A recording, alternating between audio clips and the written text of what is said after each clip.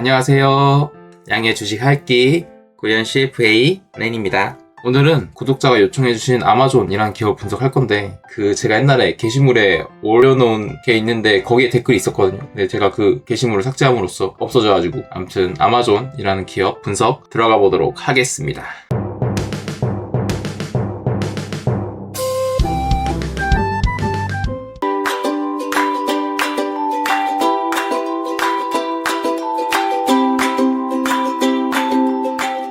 아마존은 전 세계에서 가장 큰 전자상거래 기업 중 하나이지만 실제 사업 구조를 보면 단순히 온라인으로 물건을 파는 회사에 머물진 않습니다. 직접 상품을 판매하는 1P 커머스, 제3자 판매자가 아마존 플랫폼을 활용하는 3P 셀러 서비스, 프라임 멤버십 기반의 구독 서비스, 쇼핑 트래픽을 기반으로 한 광고 사업, 그리고 기업과 AI 고객에게 클라우드 인프라를 제공하는 AWS까지 여러 사업이 하나의 생태계 안에서 맞물려 있는 기업입니다. 특히 최근 아마존의 핵심 커머스에서 발생하는 막대한 거래량과 현금 흐름을 바탕으로 광고와 셀러 서비스의 수익성을 키우고 그 위에 AWS와 AI 인프라 투자를 확대하는 구조입니다. 따라서 아마존을 분석할 때는 온라인 쇼핑 회사로만 보면 부족하고 커머스 플랫폼, 광고 플랫폼, 구독 생태계, 클라우드 인프라, AI 투자 사이클이 결합된 초대형 플랫폼 인프라 복합 기업으로 보는 것이 더 정확합니다. 2025년 제가 연간 보고서를 분석했을 때 아마존이 커머스 현금 흐름 플러스 광고 구독 셀러 서비스 플러스 AWS 고마진 이익을 바탕으로 AI 클라우드 인프라 투자를 본격적으로 키우는 회사가 되어가고 있었다는 것을 알았습니다. 2026년 1분기 이번에 실적 나온 거 보고 그거를 분석해본 결과 그 흐름이 멈춘 것이 아니라 오히려 더 빠르고 더 무겁게 진행되고 있음을 보여줬습니다. 단순히 실적 좋다가 아니라 회사의 체질이 더 고도화되는 동시에 재무제표의 무게중심이 영업이익률 개선, 대규모 CapEx, 장기 계약, RPO, 부채, 투자자산, 전력 계약 쪽으로 이동하고 있었습니다. 2025년 매출액은 7,169.24억 달러, 영업이익은 799.75억 달러, 영업활동 현금 흐름은 1,395.14억 달러였습니다. 매출 대비 영업이익은 약 11.2%, 매출 대비 영업활동 현금 흐름은 약 19.5%이고요. 영업이익 대비 영업활동 현금 흐름은 약 174.4%였습니다. 2025년 캐시 캐피탈 익스펜디처가 1,283억 달러였고 이는 영업활동 현금 흐름의 약 92%였습니다. 이 회사는 이 투자가 주로 AWS 성장을 지원하는 테크놀로지 인프라스트럭처와 풀필먼트 네트워크 캐퍼시티 확대 때문이며 2026년에도 증가할 것으로 예상한다고 설명하고 있습니다. 그래서 2025년 CK에서 잡아야 할 핵심은 단순히 아마존은 현금 흐름이 좋다가 아니라 아마존은 영업에서 강한 현금을 만들지만 그 현금을 대부분 AWS, AI 인프라, 물류 인프라에 다시 투입하는 회사라는 점입니다. 이 지점이 최근 분기 실적 보고 분석하기 전에 아마존 CK의 분석의 핵심입니다. 아마존은 돈을 못 벌어서 위험한 회사가 아니라 너무 큰 미래 사업을 잡기 위해 벌어들인 돈을 거의 전부 다시 넣는 회사입니다. 그래서 2025년에 아마존은 현금 흐름이 좋은 플랫폼 기업이면서 동시에 현금 흐름을 거의 다 잡아먹는 인프라 기업이었습니다. 그런데 2026년 1분기 CQ를 보면 이 흐름이 완화된 것이 아니라 오히려 더 강해졌습니다. 2026년 1분기 매출은 1,815.19억 달러로 전년 동기 1,556.67억 달러 대비 약 16.6% 증가를 했습니다. 영업이익은 238.52억 달러로 전년 동기 184.05억 달러 대비 약 29.6% 증가를 했고요. 매출보다 영업이익이 더 빠르게 늘어났기 때문에 영업이익률은 전년 동기 약 11.8%에서 2026년 1분기 약 13.1%로 올라왔습니다. 이건 2025년 CK 손익계산서에서 2025년을 비롯한 모든 연도에서 서비스 세일스가 프로덕트 세일스보다 훨씬 큰 구조였습니다. CQ에서도 2026년 1분기 프로덕트 세일스가 713.04억 달러, 서비스 세일스가 1,102.15억 달러로 나와서 서비스 매출 비중이 약 60.7%까지 올라갔습니다. 이 대부분이 AWS 매출 증가 덕분이고요. 그리고 AWS 영업이익이 증가한 건 그 매출이 증가했기 때문이고, 다만 서버, 데이터 센터 등 인프라 투자 때문에 일부 상쇄되긴 했으나 서비스 매출 비중 확대와 AWS 중심의 이익 레버리지가 2026년 1분기에도 계속 살아있다는 뜻입니다. 2025년 1분기 서비스 매출 비중이 약 58.9%였으니 아마존의 매출 구조는 1년 더 지나면서 더 서비스형으로 기울었습니다. 제품 매출은 재고, 매출 원가, 물류비가 따라오는 매출이고, 서비스 매출은 AWS, 광고, 셀러 서비스, 구독처럼 상대적으로 마진 구조가 좋은 매출입니다. 2026년 1분기 숫자는 아마존의 매출이 단순히 커진 것이 아니라 매출의 질이 한 단계 더 좋아졌다는 것을 말하고 있습니다. 2026년 1분기 매출 원가율은 약 48.2%입니다. 전년 동기 49.5%보다 낮아졌고요. 풀필먼트 비용은 매출 대비 약 15%로 전년 동기 약 15.8%보다 낮았습니다. 물류와 배송은 아마존 커머스의 가장 무거운 비용인데 매출 대비 비중이 조금 내려왔다는 것은 커머스 부분의 규모의 경제가 아직 죽지 않았다는 뜻이고요. 세일스 앤 마케팅 비용도 매출 대비 5.7%로 전년 동기 6.3%보다 낮아졌고, 제너럴 앤 어드미니스트레이티브 비용도 1.4% 수준으로 내려왔습니다. 그러니까 2026년 1분기 영업이익률 개선은 우연이 아니라 상품 원가율이 낮아지고 물류비 부담이 매출 대비 조금 줄고 마케팅비와 관리비도 매출 성장만큼 따라오지 않았습니다. 즉 커머스와 플랫폼 쪽에서 분명히 영업 레버리지가 나타나고 있다는 뜻이고요. 그런데 여기서 딱 하나 반대로 움직이는 비용이 있습니다. 바로 테크놀로지 앤 인프라스트럭처입니다. 2026년 1분기 테크놀로지 앤 인프라스트럭처 비용은 295.67억 달러로 전년 동기 229.94억 달러 대비 약 28.6% 증가를 했습니다. 매출 대비 비중도 약 14.8%에서 약 16.3%로 올라왔고요.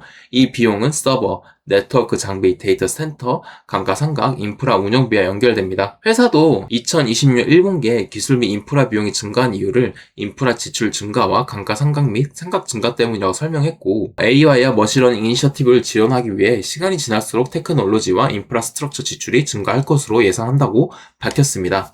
그래서 CK와 CQ를 연결해보면 아마존의 이익 개선은 두 층으로 나뉩니다. 첫 번째 층은 커머스와 서비스 매출의 효율화. 여기선 매출 원가율, 풀필먼트 비용률, 마케팅 비율, 제너럴 앤 어드미니스트레이티브 비율이 대체로 개선 중인 것을 확인했고요. 두 번째 층은 AWS와 AI 인프라. 여기서는 매출과 영업이익이 좋아지지만 동시에 테크놀로지 앤 인프라스트럭처 비용이 더 빠르게 커지고 있습니다.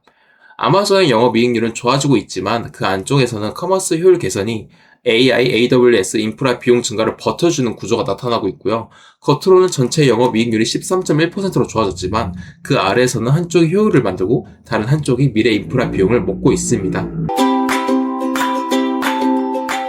2026년 1분기 너스 아메리카 매출은 1041.43억 달러이고 영업이익은 82.67억 달러입니다. 영업이익률은 약 7.9%고 전년 동기 영업이익률 약 6.3%보다 좋아졌고요. 인터내셔널 매출은 397.89억 달러, 영업이익은 14.24억 달러로 영업이익률 약 3.6%이고 전년 동기 약 3%보다 좋아졌고, AWS 매출은 375.87억 달러, 영업이익은 141.61억 달러로 영업이익률 약 37.7%입니다. 2025년 전체 AWS 영업이익률 35.4%보다 더 높은 영업이익률을 보여주고 있었습니다. 그런데 더 중요한 것은 이 기여도입니다. 2026년 1분기 AWS는 전체 매출의 약 20.7%를 차지하지만 전체 영업이익의 약 59.4%를 만들었습니다. 2025년에는 아마존의 이익 심장은 AWS다 라고 했다면 2026년 1분기에는 그 말이 더 강해진 것이고요. AWS는 이제 아마존의 이익 심장일 뿐 아니라 아마존의 자본 배분 방향까지 결정하는 부분입니다. 커머스에서 현금이 나오고 광고와 셀러 서비스가 마진을 보강하고 그 현금과 마진이 AWS와 AI 인프라로 들어갑니다. 그리고 AWS는 다시 높은 영업이익률과 장기 계약을 통해 이 투자를 정당화하고 있습니다. 이 고리가 계속 굴러가면 아마존은 더 강해질 거고요. 반대로 이 고리 중 하나, 특히 AWS 성장률이나 AWS 영업이익률이 꺾이면 지금처럼 큰 캐펙스를 정당화하기가 훨씬 어려워질 수 있습니다. 2026년 1분기 영업활동 현금 흐름은 260억 달러로 전년 동기 170억 달러보다 크게 증가했습니다. 분기 매출 대비 영업활동 현금 흐름은 약 14.3%, 영업이익 대비로는 약 109.1%입니다. 분기 기준으로도 영업이익이 현금으로 잘 바뀌고 있습니다. 그러나 캐시 캐피탈 익스펜디처스는 2015년 1분기 243억 달러에서 2026년 432억 달러로 급증했습니다. 2026년 1분기 캐시 캐펙스는 영업활동 현금 흐름의 약 166%이고요. 즉 1분기만 놓고 보면 아마존은 영업에서 260억 달러를 벌었지만 설비와 인프라에 432억 달러를 썼습니다. 영업활동 현금 흐름만으로는 분기 캐펙스를 감당하지 못하는 것이고요. 회사는 이 캐펙스가 주로 AWS 성장을 지원하는 테크놀로지 인프라스트럭처와 풀필먼트 네트워크 캐패시티 투자이며 둘 다 2026년 증가할 것으로 예상한다고 설명합니다. 2025년 캐시 캐펙스는 1283억 원, 영업활동 현금 흐름은 1395억이고요. 2025년에는 캐시 캐펙스, 나중에 영업활동 현금 흐름이 약 92%였기 때문에 벌어들인 돈을 거의 다 다시 투자한다는 해석이 가능했는데 2026년 1분기에는 아까 보셨다시피 이 비율이 100%를 넘어갑니다. 2026년 12 months ended March 31st, 최근 12개월 기준으로 보면 영업활동 현금 흐름 1485억 달러이고요.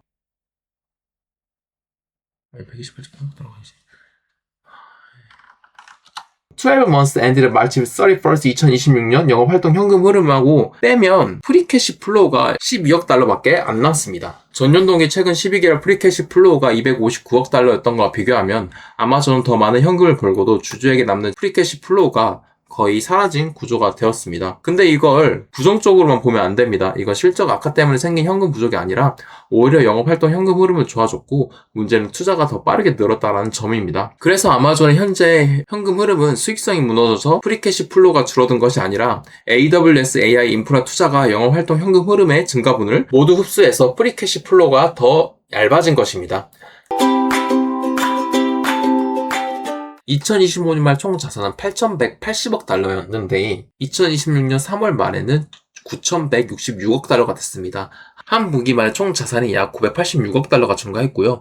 총 자산 대비 증가율로만 보면 약 12.1%입니다. 자산 안쪽을 보면 그 이유가 보이는데 유형 자산이 3,570억 달러에서 3,975억 달러로 약 404억 달러가 증가했고요.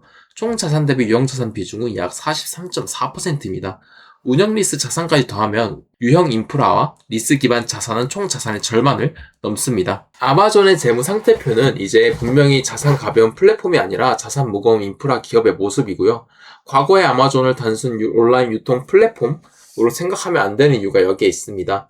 매출은 온라인에서 발생하고 고객 접점은 앱과 웹사이트에 있지만 그 매출을 가능하게 하는 실제 기반은 물류센터, 배송망, 데이터 센터, 서버, 네트워크 장비, 전력 계약, 리스 자산인 것입니다. 그리고 아덜 에셋이 2025년 말 1226억 달러에서 2026년 3월 말 1518억 달러로 약 292억 달러가 증가했고 이 증가에는 엔스로픽과 오픈 AI 같은 비상장 AI 투자 자산이 영향을 줬습니다. 최근 분기 보고서에 따르면 아마존은 2026년 1분기에 오픈 AI 시리즈 C 프리퍼럴 스탁에 150억 달러를 투자했고 추가로 350억 달러를 매입하기로 하는 에쿼티 커밋먼트 레터 어그리먼트를 체결했습니다. 또한 오픈 AI와 AWS 클라우드 서비스 제공, AWS 칩 사용, 오픈 AI 모델을 아마존과 AWS에서 사용할 수 있도록 하는 협업 계약도 체결했습니다.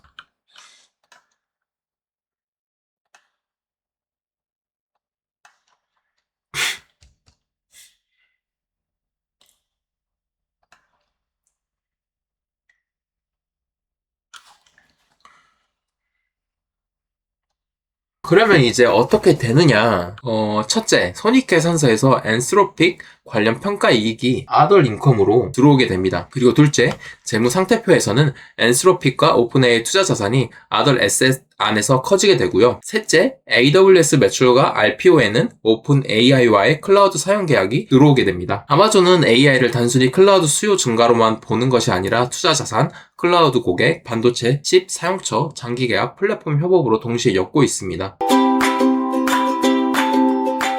2025년 CK에서는 엔스로픽 투자 평가 이익이 순이익을 좋게 보이게 했고 AWS RPO가 미래 매출 가시성을 보여줬습니다. 2026년 1분기에는 그 구조가 오픈AI까지 확장되었고요. 이때 조심해야 할 것은 오픈AI 투자, 오픈AI가 AWS를 쓴다, AWS 매출이 늘어난다 라는 구조가 긍정적이면서도 동시에 회계적으로 매우 복합적인 구조라는 점입니다. 아마존이 현금으로 AI 회사에 투자하고 그 AI 회사가 AWS를 쓰며 아마존은 투자자산 평가 이익과 클라우드 매출을 동시에 얻을 수 있습니다. 이 구조가 잘 작동하면 엄청난 선순환인데, 하지만 냉정하게 보면 이 구조가 현금 유출, 레벨 3 투자자산 평가, 장기 클라우드 계약, AWS 인프라 캐펙스가 한꺼번에 묶인 구조입니다.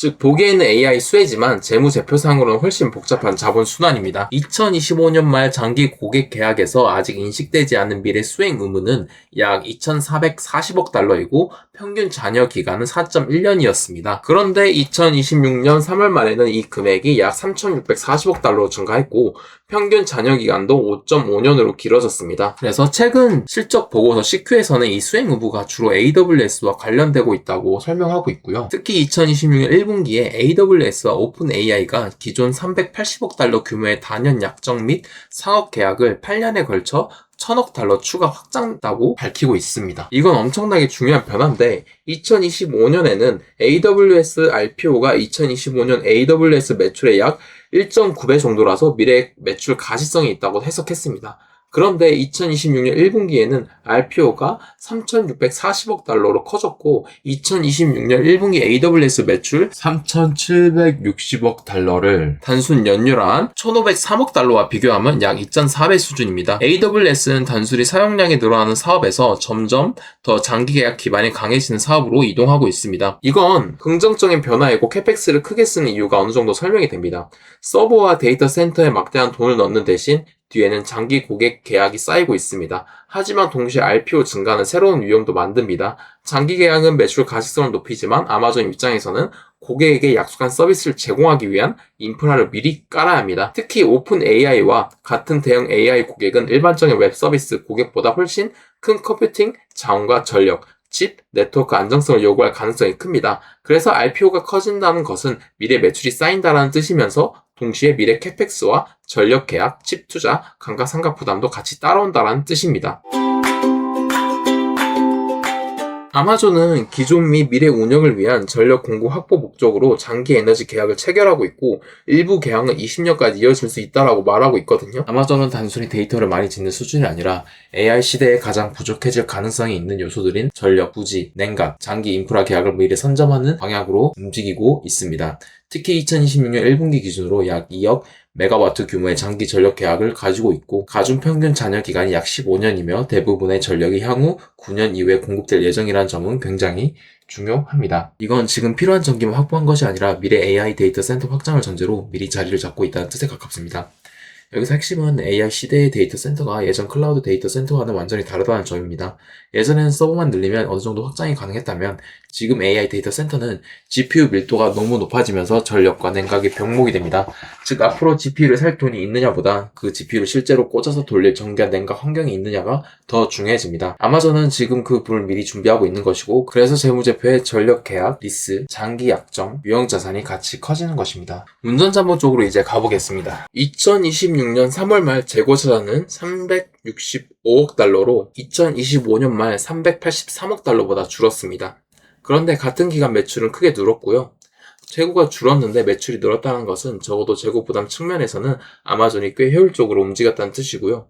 반면 Account Receivable Net and Others는 617억 달러에서 755억 달러로 증가했습니다. 매출 성장 AWS, 광고, 셀러, 서비스 확대, 벤더, 리시버블, 성급성 자산 등이 같이 영향을 줬을 가능성이 큽니다. The allowance for doubtful account가 2025년 말 240억 달러에서 2026년 3월 말 260억 달러로 늘었습니다.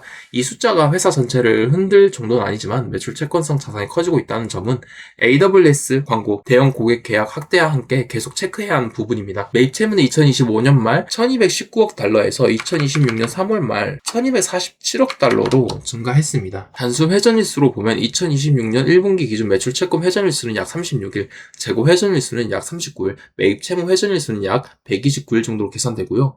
대략적인 현금 전환 주기는 마이너스 54일 안팎입니다. 2025년 기준으로도 아마존은 마이너스 현금 전환 주기 구조였고요. 2026년 1분기에도 그 구조가 여전히 강합니다. 쉽게 말하면 아마존은 고객에게 돈을 받거나 매출을 인식하는 속도에 비해 공급업체에게 돈을 지급하는 속도가 훨씬 늦습니다. 이 구조가 영업활동 현금 흐름을 지탱하고 있고요. 영업활동 현금 흐름표에서는 Account Receivable, Net and Others가 증가로 인해 57억 달러 현금 유출이 일어났고요. Accrued Expenses and Other도 80억 달러의 현금 유출로 작용했고 Account Payable도 87억 달러의 현금 유출을 일으켰습니다. 연말 쇼핑 시즌 이후 1분기에 공급업체 대금을 지급하는 계절성이 반영된 것으로 보고 있습니다. 그런데도 영업활동 현금 흐름이 260억 달러로 늘어난 이유는 순이익 증가, 감가상각, 상각, 주식 보상 비용, 비현금성 손익 조정이 크게 작용했기 때문입니다. 감가상각은 실제 현금 유출은 아니지만 앞서 말한 캐펙스의 결과입니다. 즉 지금은 현금이 안 나가지만 과거와 현재 대규모 투자가 비용화된 것입니다. 주식 보상도 현금 유출은 아니지만 주주 입장에서는 희석과 경제적 비용입니다. 그래서 아마존의 영업활동 현금흐름을 볼 때는 강하다는 평가와 함께 비현금 비용이 큰 자산 집약형, 인재 집약형, 사업의 현금 흐름이라는 점을 같이 봐야 합니다. 그래서 지금 아마존을 볼 때 중요한 인사이트는 이겁니다. 그 강한 영업활동 현금 흐름이 가벼운 플랫폼 기업의 현금 흐름은 아닙니다. 이제 아마존은 과거처럼 소프트웨어 플랫폼 느낌보다는 거대한 인프라 자산을 깔아놓고 감가상각을 돌리는 산업형 플랫폼 기업에 더 가까워지고 있습니다. 즉 영업활동 현금 흐름만 보면 엄청 좋아 보이지만 그 뒤에 이미 깔려있는 데이터 센터, 전력, 물류, AI 인프라는 거대한 자산 덩어리가 존재하고 있다는 것입니다. 그래서 냉정하게 말하면 지금 아마존의 현금 흐름은 편안한 현금 흐름은 아니고 계속해서 막대한 캐펙스를 넣어야 유지되는 구조에 가깝습니다. 하지만 반대로 말하면 그 정도 캐펙스와 감가상각을 감당하면서도 영업이익률과 영업활동 현금 흐름이 계속 좋아지고 있다는 것은 AWS와 광고, 구독, 셀러 서비스의 질이 생각보다 훨씬 강하다는 뜻이기도 합니다. 2025년 말 장기부채는 656억 달러였고 2026년 3월 말에는 1191억 달러로 늘었습니다. 장기부채가 한 분기 만에 약 534억 달러 증가했고요. 현금 및 시장성 증권은 2025년 말 1230억 달러에서 2026년 3월 말 1431억 달러로 늘었기 때문에 단순히 장기부채만 보면 여전히 현금성 자산이 더 많습니다. 하지만 장기 리스 부채 908억 달러까지 더하면 장기부채 플러스 장기 리스 부채는 약 2099억 달러입니다. 여기서 현금 및 시장성 증권 1431억 달러를 빼면 약 668억 달러의 순부담이 남습니다. 2025년 말 같은 방식으로 계산한 순부담이 약 300억 달러 수준이었으니 한 분기 만에 고정성 부담이 꽤 늘었습니다. 물론 이 부채가 당장 위험하다는 뜻은 아니고요. 10Q 보고서에 따르면 2026년 3월 말 기준 커머셜 페이퍼 프로그램이나 회전 신용 한도에는 차입 잔액이 없고 장기 부채의 추정 공정 가치는 1136억 달러입니다. 2025년까지는 영업활동 현금 흐름이 캐펙스를 거의 감당한다에 가까웠다면 2026년 1분기에는 영업활동 현금 흐름 플러스 현금성 자산 플러스 장기 부채 조달 플러스 투자 자산 확대가 함께 움직입니다. 아마존이 투자 사이클을 훨씬 더 공격적으로 끌고 가고 있다는 뜻입니다. 냉정하게 보면 아마존은 지금 사업의 질 자체는 분명히 좋아지고 있습니다. 2026년 1분기 기준으로 서비스 매출 비중 60%를 넘어섰고 AWS는 전체 매출의 약 20.7%만 차지하면서도 전체 영업이익의 약 59.4%를 만들어내고 있습니다. 예전처럼 많이 팔아서 많이 버는 회사가 아니라 거래량 위에 광고, 셀러 수수료, 구독 클라우드가 얹히면서 이익률이 좋아지는 회사로 바뀌고 있습니다. 널스 아메리카와 인터내셔널 세그먼트도 영업이익률이 개선되고 있기 때문에 커머스 부분이 단순히 AWS에 기대는 적자 플랫폼이 아니라 이제는 자체적으로도 이익을 내는 기반으로 변하고 있다는 점은 좋게 봐야 합니다. 하지만 투자자 입장에서 더 중요한 것은 이 좋아진 이익이 아직 주주에게 넉넉하게 남는 구조는 아니라는 점입니다.